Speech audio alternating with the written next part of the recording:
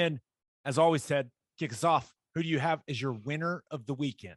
It's hard not to go with the women's gymnastics. We had a huge meet on Friday, 1 versus 2, hosting Michigan, number 1 Michigan coming in against number 2 Oklahoma, and didn't disappoint. Went out and got the win. Had a 10 score on a vault. Total team effort. Saw Coach Venables was there. They had a big group that showed up there to support. Was really cool, and a massive, massive victory for the women's gymnastics. I feel like women's athletics at Oklahoma is absolutely rolling right now. It is. Yeah. I know that those programs probably don't get the attention they deserve for the most part, even though they're some of the most successful programs, not only at OU, but in the country. Now, softball has turned into an absolute beast, right? That is getting a lot of attention. But yeah, I mean, with gymnastics, softball, now with what Jenny Baranchek's doing with basketball, man, women's athletics at OU it's rolling, man. It's really cool to see. You could pull women's gymnastics national championship, softball national championship, and there's no result that would shock me for the women's basketball, man. They, as much as they score, they could be something really to contend with in the tournament. So yeah, we're rolling right now and coming off some really good performances there in the gymnastics. Yeah. All right. Who do you have as your loser of the weekend? Man, I debated on this because oh no. The men's oh no, he's doing it again. They've won 3 straight, Gabe, but they're still nowhere to be found on any of the bubble talk at all. Not even mentioned anywhere. As far as I've dug around, it's like it's going to take some unbelievable performance in the conference tournament to get them back on the page. I don't think they would have to win it, but they're going to have to win multiple games, and that's going to be tough. Unfortunately, winning those final 3 puts you in a position to where right out of the gate, you're going to be drawing a really, really tough game. So, man, I hate to say that it's almost too little too late for the OU men's hoops team. It's unfortunate because first time they've won in Manhattan in a decade? I know. It's crazy. It's like, oh yeah, doesn't really I really wish it felt like it mattered more. And I will say, Mo Gibson was awesome. I don't know why they didn't just run him off the line and make him do anything else but shoot threes. But hey, if they're going to give it to you, keep firing, Mo. Keep firing. And he was, what do you end up with, 29? Yeah, he's great. He was 7 of 12 from 3. 7 to 12. I think he had 28 points or something. It was a really nice performance by him. He's had some really, really nice performances. But, he's had his struggles as well. But, that consistency is going to be something that they're going to have to build on. But I was frustrated because I thought, all the talk was, hey, they win those final 3. They get to that win total. They're going to be right back with a chance to get in if they get a win in the Big 12 tournament. But, man, it sure doesn't feel like anyone's – I feel like OU fans are the only people saying that right now because they've totally disappeared from the tournament narrative, as at least at this point. So Joe Lunardi put something out 2 hours ago, Ted, and the way that Joe Lunardi does it, he's got his first 4 out and then his next 4 out, and then in this small little font, he puts next, and the first team on next is Oklahoma. Ooh. We are back on the map, baby. Yeah. And if only the Sooners had a matchup with a really, really good team to make a nice big splash. Come on, Baylor. Yep. Come on, Baylor, you don't need the win. You're going to be a 1 seed. Come on, Baylor. Get some rest, recover. Don't mess around with the conference tournament. No need with that. It's all about the big tourney. Let's hope they get that done, man. Hey, they've played with all of the best teams in this conference. Haven't beaten, but they've played really, really tight games with all of them. So they do have some good mojo going right now. That would be big time because I want to see them make the tournament. I think that'd be a good experience for those guys. Definitely be tough going, but still, man, it'd be huge. Yeah. Baylor and Oklahoma there in Kansas City, 6:00 p.m. on Thursday night, which that's when we film the huddle. Are we not your problem. Not your problem. We'll deal with it. We'll text the people from Sooner Vision and see what's going on with that. But yeah, I'm intrigued. If they can get that win on Thursday over Baylor, it could make things awfully interesting for Porter Moser's group. All right, for my winner of the weekend, I thought about going with LeBron James because, listen, the Lakers stink, but he was awesome against the Warriors on Saturday night. 56 points. I mean, it was really fun to watch, and roaring comeback for the Lakers to beat the Warriors, and LeBron had everything to do with it. So it was pretty sweet to watch him do it. But winners of the weekend, you guys at the NFL Combine. Perrion Winfrey is a man of his word. That's right. He told us he was going to run a 4.8, and that's exactly what our guy did. Official 4.89 at 290 pounds. I want to make something very clear. 4.89 is 4.8, ladies and gentlemen. If you run anywhere between 4.80 and 4.89, you run a 4.8. Them's the rules. That's how it works. I don't want to hear, well, it's way closer to 4.9 than 4.8. I don't want to hear it. If you're a 4.89 guy, Ted, that's 4.8. That's how it works. And you can take that 9 out as many decimal places as you want. It's still a 4.8. And no, that was great. Did you see the close up where his chain broke? Yeah. Did you see the crazy look in his eyes? Yeah. It reminded me of when Forrest Gump's running out of the leg braces, right? He's breaking free and off he goes. That was awesome. Well, our man Perrion, maybe he could have used one of those leg braces, pulled the hammy. So I wonder how much faster he would have been if he didn't pull the hammy there at the very end. But still, with what he did at the Senior Bowl, and then you stack, not only I think he was really impressive in the interviews, and you saw a bunch of media members being like, this guy's awesome. His media availability, he was making headlines. He was great. I think when you combine all of that, the Senior Bowl MVP, and him going out there and running that time, man, you talk about a guy that's just had a absolutely spectacular pre-draft process. Since he opted out of the bowl game of the Alamo Bowl to where he's at now, dude's been on a mission. And my goodness, he has improved his stock. Like, really, really improved it. It's unreal. Yeah. Really good performance. And that 4.8 is amazing. It's just in thinking about that, like how good that is for him. Watching Jordan Davis run his 40 is what 6'6", I don't know what his official weigh-in was. 341. That's crazy. 4.78. 4.78. Ran. Did you see his broad jump? 10.3. Defensive tackle record at the combine since like 06 or whatever. That's insane. At 341. It's insane. Wow. I don't know what else to say. Like, and maybe the most, because I love watching the D-line and O-line drills and all that stuff. I know some people think they're stupid. That's fine. Whatever. But him going through the bags and just how fluid he looked. And I was bummed for Perrion that he hurt the hammy and couldn't show, kind of the athleticism and all the drills. But Jordan Davis, like at the very end, you do this little like dip thing to simulate kind of like running the hoop. You should be able to move that way at that size. It's ridiculous. It's crazy. It's amazing. And I still think he should play offensive tackle. I sound stupid when I say that. I think he would make a lot more money in his career if he switched the offensive tackle right now. He'll definitely play longer.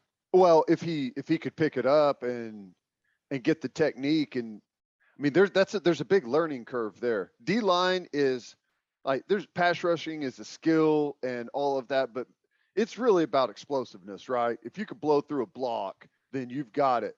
But offensive line tackle requires a ton of technique work. Have you seen anyone come in like that late and pick it up that quick? No, not really. But if there's one person I think he could do it, I'll put my money on Jordan Davis doing it. Now he's not going to do that. I'm not trying to make it sound like it. I would just be more curious than anything. If he was like, you know what, I'm gonna play left tackle, I'd be like, yes, Well, yes. on the flip side of that, I think and I wish Venables and crew would why am I drawing a blank? Big up 5-star offensive lineman from Moore. Bray Walker. I think they should move Bray Walker to D-line. Nose guard. I know that he's improved over the last couple of years, but yeah, haven't made it on the field as an offensive lineman.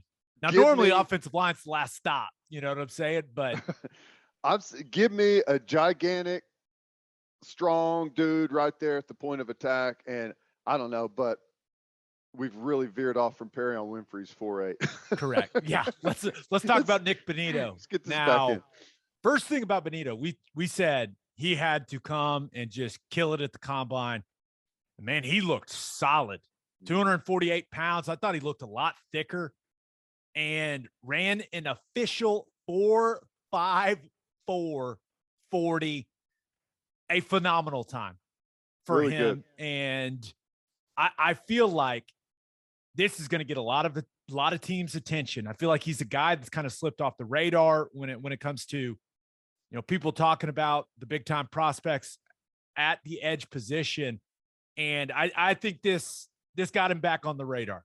He had a really nice combine.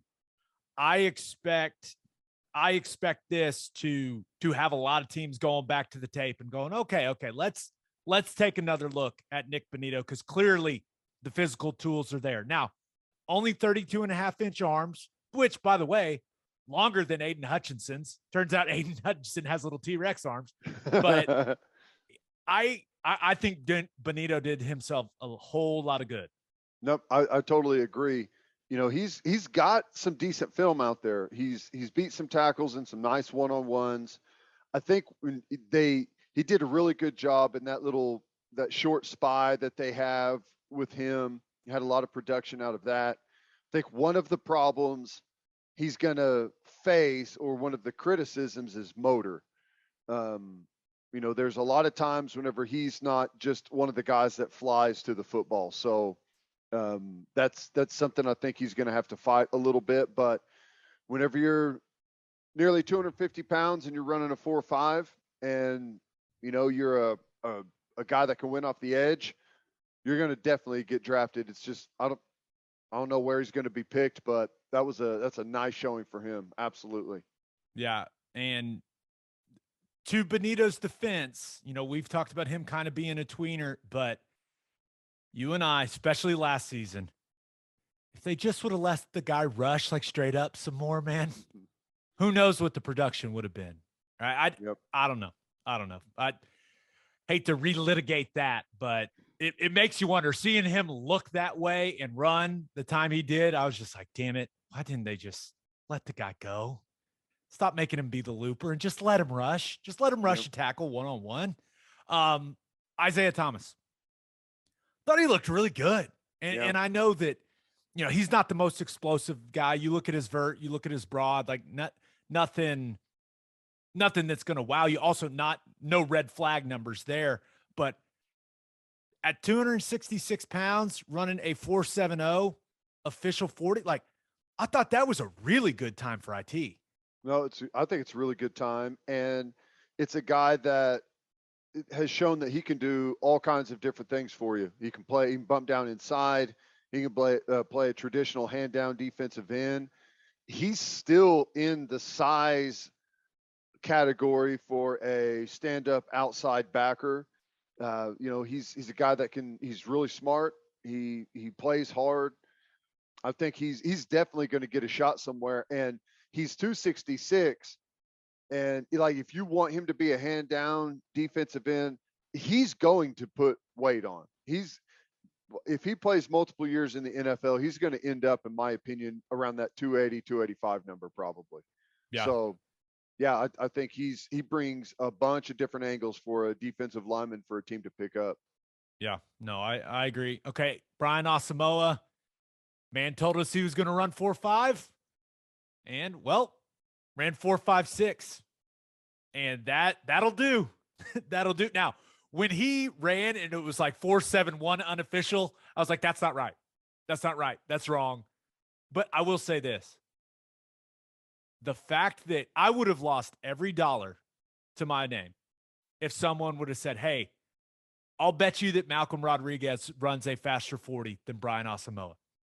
I think I would have bet every dollar to my name on Asamoah. Now, Asamoah ran well. 4.56 is moving. But what, Rodriguez at 4.52? What? But, hey, no surprise with Asamoah. He weighed in at 226, which I thought was a good weight for him. Yeah. And, man, he can fly. He looked good doing it. Yep. And he, it just goes to, like, his biggest asset is his explosiveness.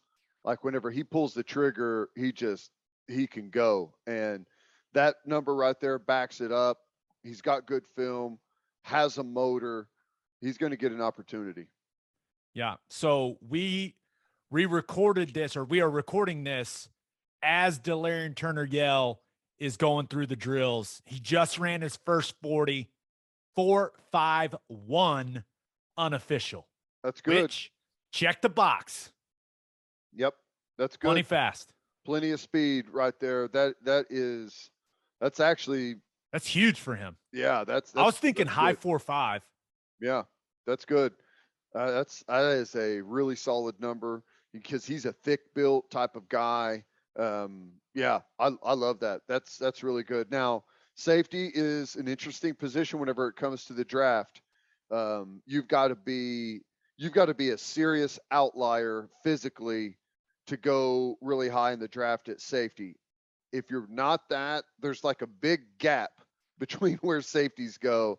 It's like they disappear off the board for like 3 rounds. So I don't know. I feel the same way about him as I do like a Norwood. He's a great football player that can play multiple positions, smart, could be a special teams guy. I think he'll get an opportunity. And then Tyrese Robinson and Marquis Hayes, they ran fine. No one's drafting those guys for their speed. I think Tyrese was a 5.2 and then Marquis a 5.3. It's all about the tape with offensive linemen, and can't wait to talk to those guys here at Pro Day about how the interviews and all that stuff went for them. So I thought they both looked smooth though in the drill, especially Tyrese. Now that, he's kind of back to being a guard, I think like people are recognizing that he's got really, really nice feet for a guy that's going to be playing on the inside. So I think as far as I could tell, everything went pretty well for those two. Yeah. Yeah, that's, the combine is interesting for offensive line. A lot of those, you could definitely find guys that are like outliers athletically, like a Lane Johnson and stuff like that. But I guess it's kind of hard to stand out in that crowd, I guess, so to speak. Yeah, but if you run really fast in the 40, then you stand out along the offensive line stuff. Other than that, they're like, oh, this is great, but we're going to go watch your tape. Right. All right. For my loser of the weekend, thought about going with Brittany Griner. Yeah. That doesn't seem like a great situation. She has been detained in Russia for who knows how long. It sounds like it's a bit of a mystery how long she's been detained there in Russia. She had some weed vape cartridges in her luggage when she was going through security at a Russian airport. And clearly the timing is interesting with what's going on with the United States relations with Russia currently. But I read something from the New York Times. It sounds ridiculous, but she could be charged for an offense that carries a sentence of up to 10 years behind bars in Russia. That's crazy. That's insane. The timing could not have been worse either. You think? It's. I just hope she's all right. Like, no one. I mean, have you seen anything from her? I haven't seen anything of her being like, "Hey guys, I'm good." No, and as you could probably guess, a Russian prison is no walk in the park.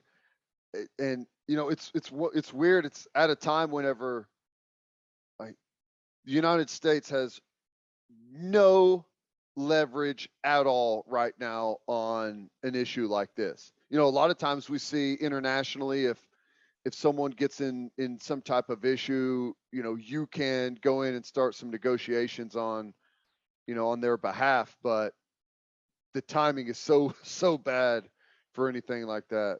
Wow.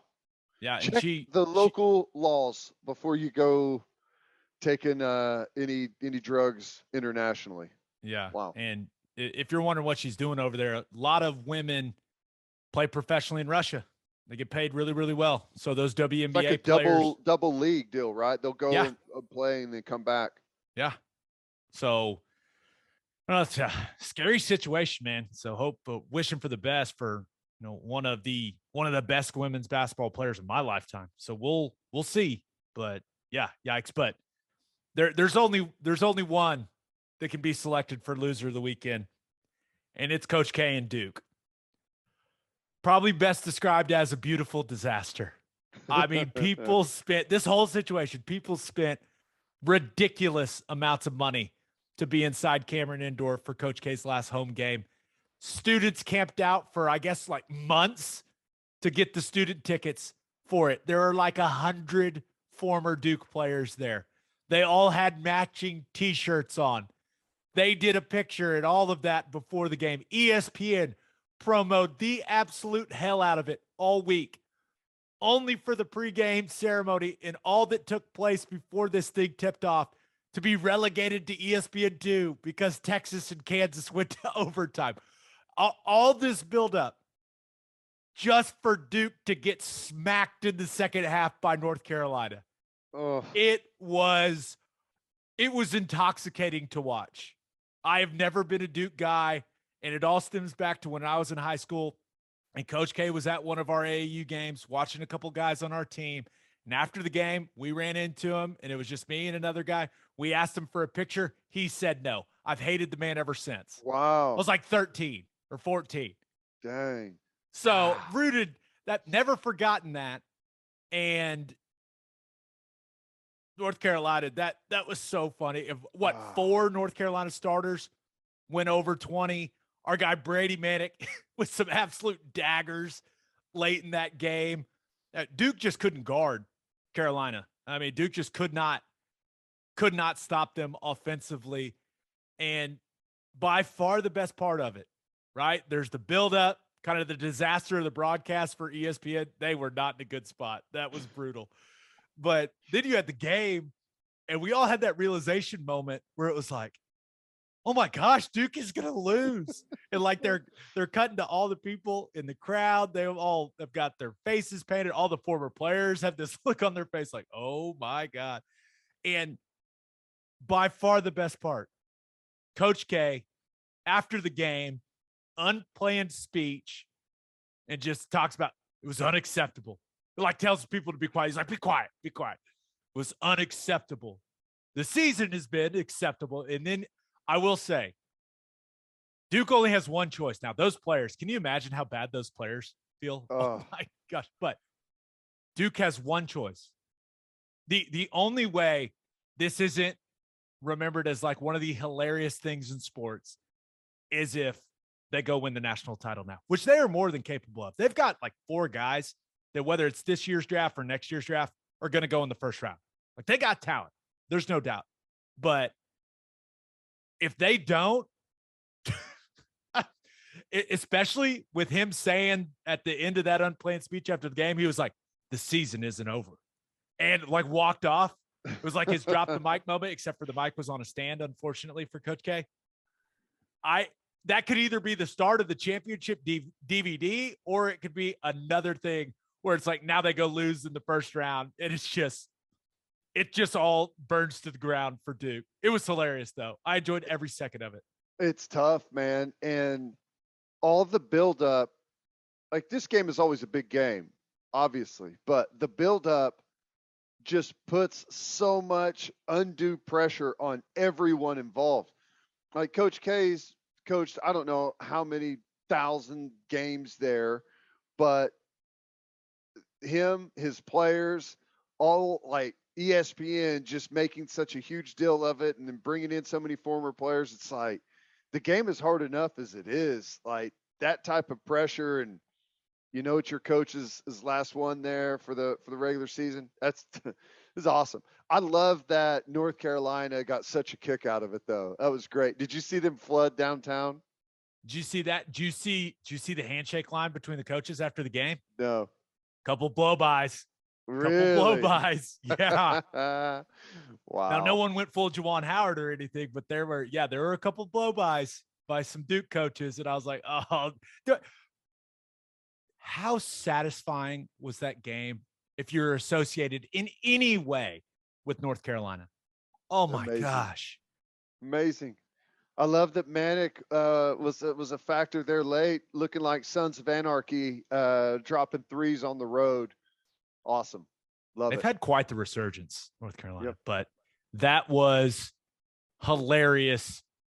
And it was like watching a train wreck, man. It was just like, oh, I couldn't look away. It was great. Awesome. Beautiful.